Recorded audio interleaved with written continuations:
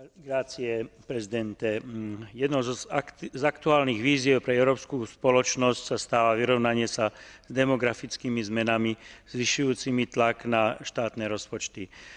Cestu vidím v zavedení progresívnych a trvalo udržateľných politík poskytovania adekvátnej dlhodobej starostlivosti v duchu medzigeneračnej solidarity, odstraňovania vekovej diskriminácie a plného začlenenia do spoločnosti aj v pokročilom veku.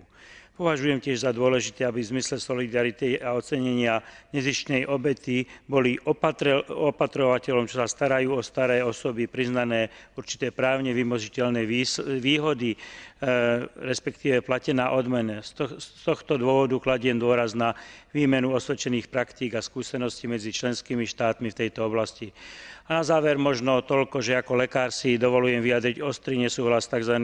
Príkazmi o nevykonávaní resuscitácie na základe vyššieho veku. Takýto postup považujem za hrubé porušenie základného ľudského práva na život. Ďakujem.